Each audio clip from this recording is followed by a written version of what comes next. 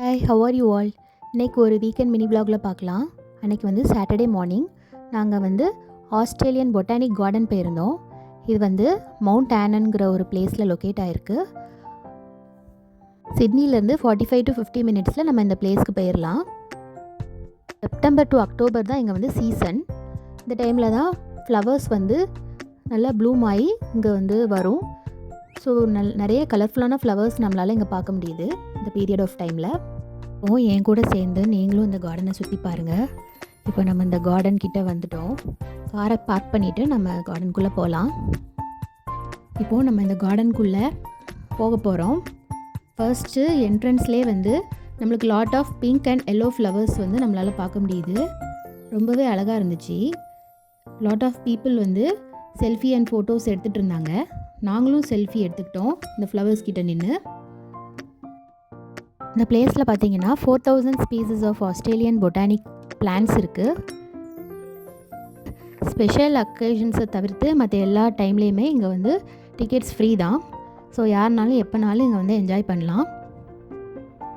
So பாருங்கள், பார்க்குறதுக்கே ஒரு ஃபாரஸ்ட்குள்ளே போகிற மாதிரி ஒரு ஃபீல் கிடைக்குது. அப்புறம் இந்த பிளேஸ்க்கு வரும்போது எனக்கு நம்மளோட ஊர் ஞாபகம் தான் வந்தது.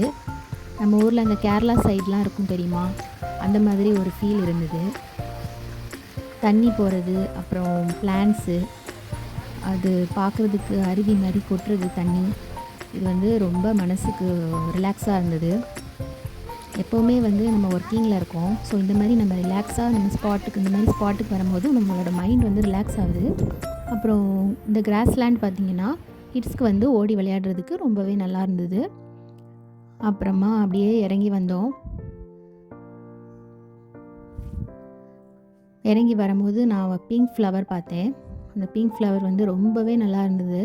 அப்புறம் எல்லோ ஃப்ளவர், அதை போக அடுத்தால திருப்பி பிங்க் ஃப்ளவர், பர்பிள் ஃப்ளவர், இப்படி மாற்றி மாற்றி ஃப்ளவர்ஸ் ரொம்ப அதிகமாக இருந்தது. பார்த்து ரொம்ப என்ஜாய் பண்ணிகிட்டு இருந்தோம். அப்புறமா ரொம்ப பசிக்க ஆரம்பிச்சிருச்சு. ஸோ அங்கேயே ரெஸ்ட் எடுத்துகிட்டு கொஞ்சம் நேரம் அதுக்கப்புறம் திருப்பி சாப்பிட வந்துட்டோம். மெக்டொனால்ட்ஸில் தான் சாப்பிட்டோம். சாப்பிட்டு முடிச்சுட்டு ஐஸ்கிரீம் சாப்பிடாம இருந்தேன். எப்படி மெக்டொனால்ட்ஸ் போயிட்டு அதனால் ஐஸ்கிரீமும் சாப்பிட்டுட்டு திருப்பி அங்கேருந்து கிளம்பிட்டோம். இன்னொரு மினி vlogல பார்க்கலாம். பாய். Until then, bye from Adira Vlogs. Thank you.